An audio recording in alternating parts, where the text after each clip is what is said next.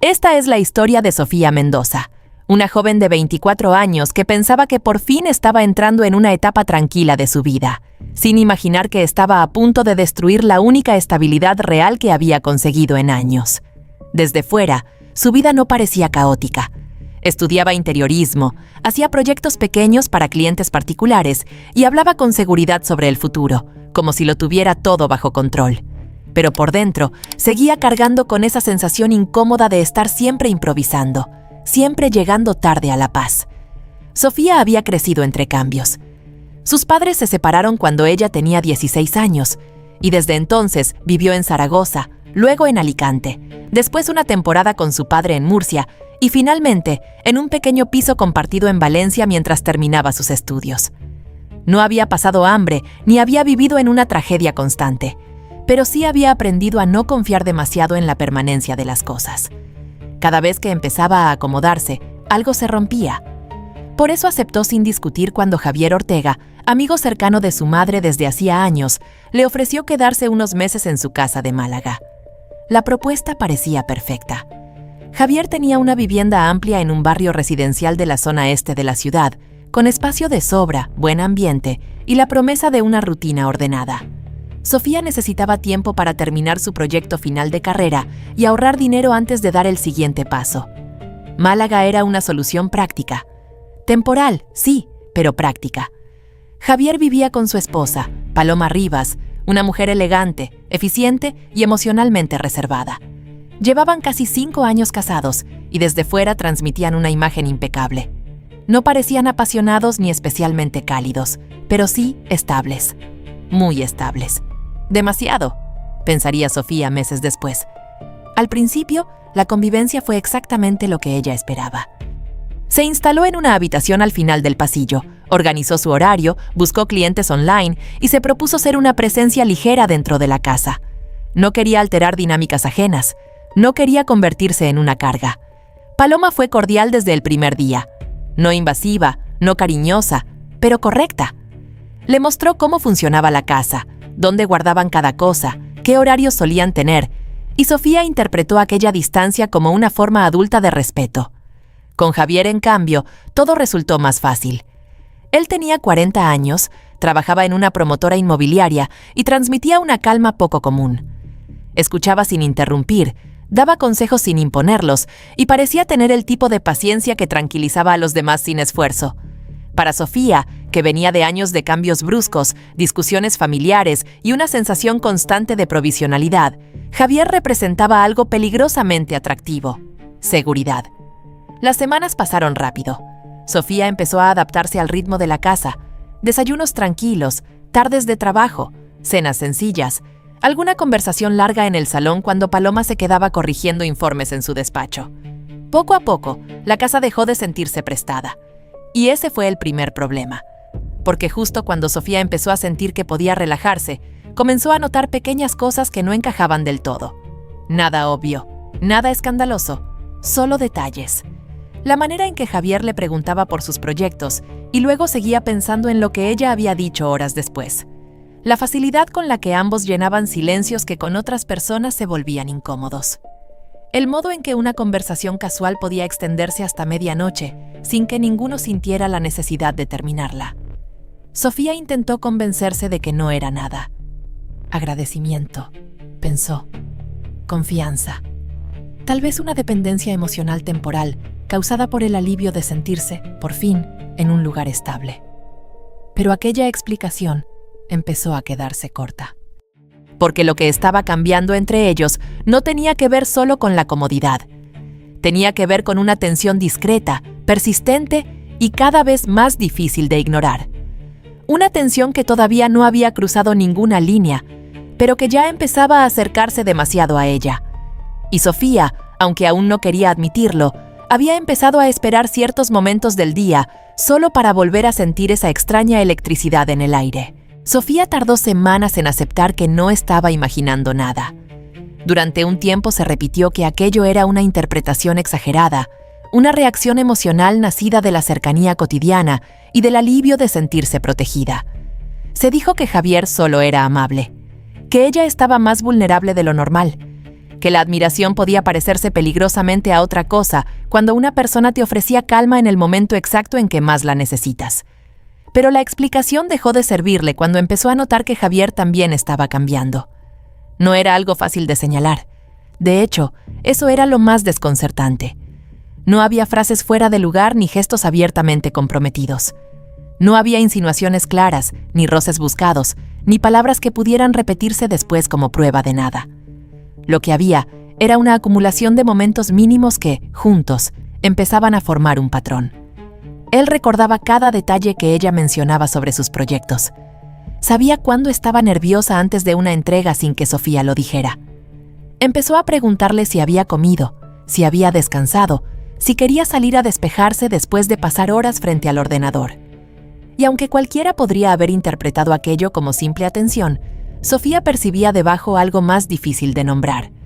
Una tarde de domingo, mientras Paloma visitaba a su hermana en Granada, Javier ayudó a Sofía a mover unos muebles del dormitorio porque ella quería fotografiar mejor un encargo. Trabajaron durante una hora entre risas y comentarios sobre colores, distribución y malos gustos ajenos. Fue un momento simple, casi insignificante. Pero al terminar, cuando ambos se quedaron sin hablar durante un segundo frente a frente, Sofía sintió una alteración tan clara que tuvo que apartar la mirada. Javier también lo notó. Ella lo supo porque él dio un paso atrás demasiado rápido, porque se aclaró la garganta como quien necesita cortar algo antes de que exista del todo, porque esa noche cenó en silencio. Después de aquello, los dos empezaron a evitarse un poco, no de forma dramática, solo lo suficiente para que resultara evidente. Sofía se encerraba más tiempo en su habitación. Javier prolongaba sus horas en la oficina. Paloma, siempre observadora aunque poco expresiva, empezó a mirar a ambos con una atención que Sofía no supo interpretar al principio. No parecía sospecha, parecía otra cosa, como si estuviera midiendo distancias invisibles. El verdadero cambio llegó un miércoles por la noche. Paloma había viajado a Madrid para asistir a un congreso de 2 días organizado por su empresa. Antes de irse, dejó la cena preparada, revisó un par de llamadas pendientes y salió con esa eficiencia serena que la definía. La casa quedó extrañamente silenciosa. No vacía, pero sí más frágil, como si faltara una estructura que hasta ese momento había mantenido todo en orden. Sofía intentó trabajar.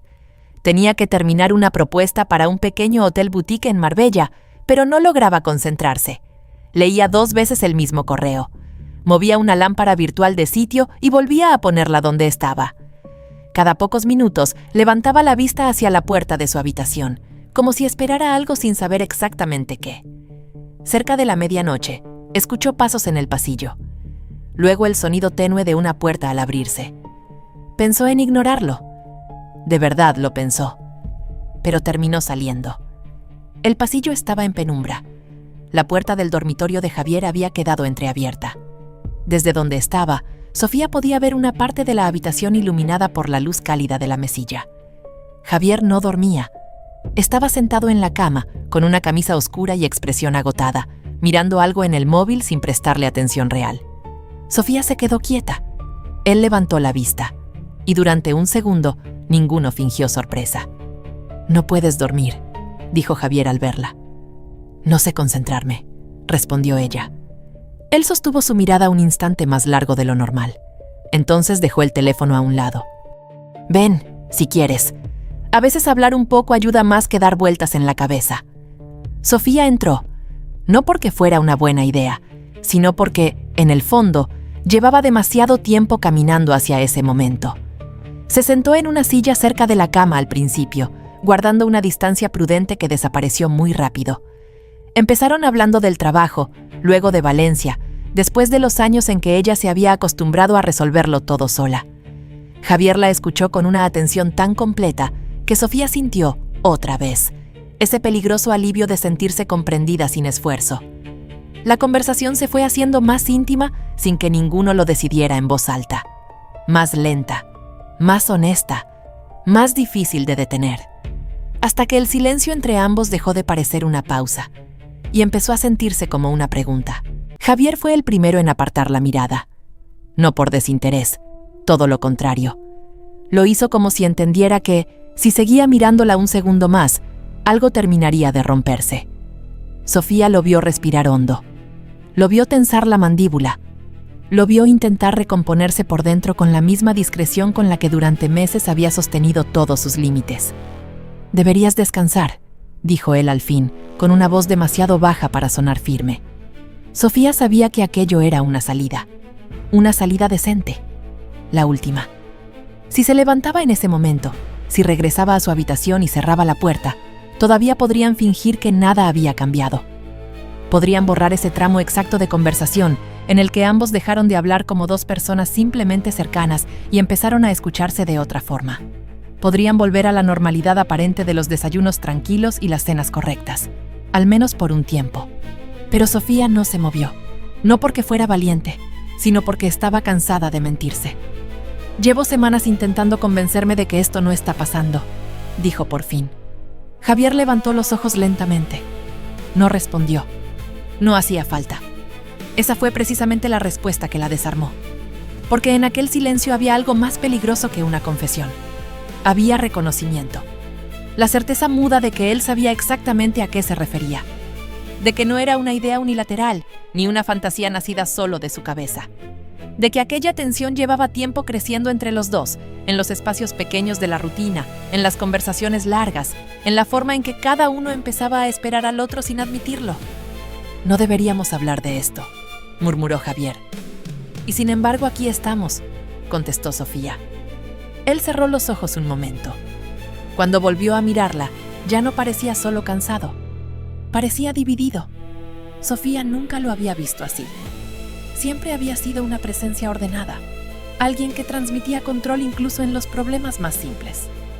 Pero en ese instante, tenía el rostro de un hombre que llevaba demasiado tiempo reprimiendo una verdad que no sabía cómo nombrar sin destruir algo. «Esto está mal, Sofía. Lo sé. Paloma no se merece esto». Esa frase cayó entre ellos con todo su peso. Y aún así, ninguno se levantó. Sofía sintió culpa de inmediato. Una culpa limpia, dura, inevitable. Pero también sintió otra cosa más oscura y más difícil de combatir. Alivio. Porque por primera vez, alguien estaba diciendo en voz alta lo que ambos sabían.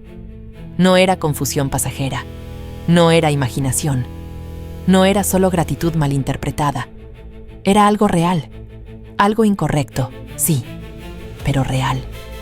Javier se puso de pie como si necesitara recuperar aire. Caminó hasta la ventana. Se quedó mirando la calle vacía, las farolas del barrio, el reflejo difuso del cristal. Sofía lo observó en silencio. Hubiera sido más fácil que él reaccionara con frialdad, más fácil que le pidiera irse, más fácil que la escena terminara en vergüenza y distancia. Pero no ocurrió. Lo que veía delante era un hombre intentando sostener su conciencia con las manos vacías. «No empezó hoy», dijo él sin darse la vuelta. Y eso es lo peor. Sofía tragó saliva. Lo sabía. También para ella aquel momento no había nacido esa noche. Había empezado mucho antes, en detalles mínimos que nadie más hubiera considerado relevantes. En una sensación de complicidad demasiado exacta. En la forma en que Javier parecía entenderla antes de que terminara las frases. En la forma en que ella empezó a buscarlo con la mirada cuando entraba a una habitación. Javier se giró por fin. Estaban más cerca que antes, aunque ninguno recordaba en qué momento se había cortado la distancia. Sofía percibió la indecisión en sus ojos, la lucha, la responsabilidad, y debajo de todo eso, algo todavía más claro. Deseo no era la palabra correcta. Era peor. Era necesidad emocional. Una clase de conexión que hacía parecer insuficiente cualquier razonamiento lógico. «No sé cómo parar esto», dijo él. Sofía tampoco sabía. Y precisamente por eso fue tan fácil dar el paso equivocado. Se acercó despacio, como si esperara que él la detuviera. No lo hizo. Cuando el primer beso llegó, no tuvo nada de impulsivo ni de arrebatado. Fue breve, contenido, casi incrédulo. Como si ambos quisieran comprobar si aquello existía de verdad o si todavía había tiempo para retroceder. Pero bastó, porque en cuanto ocurrió, todo lo que habían intentado negar adquirió una forma imposible de deshacer. Sofía fue la primera en separarse apenas unos centímetros. Lo miró con el corazón desbocado. Javier respiraba con dificultad, como si también él acabara de comprender la magnitud de lo que habían hecho. «Esto cambia todo», dijo ella. «Sí», respondió él. Y justo entonces, en el piso de abajo, se escuchó el sonido seco de la puerta principal al abrirse. Los dos se quedaron inmóviles. Luego una voz, clara, serena, inevitable. «Javier, ya he vuelto». Era Paloma. Y el aire en la habitación se volvió hielo. Sofía sintió que el estómago se le vaciaba de golpe.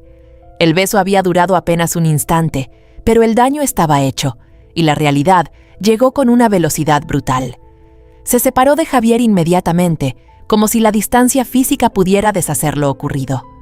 Él dio un paso atrás, sin hablar.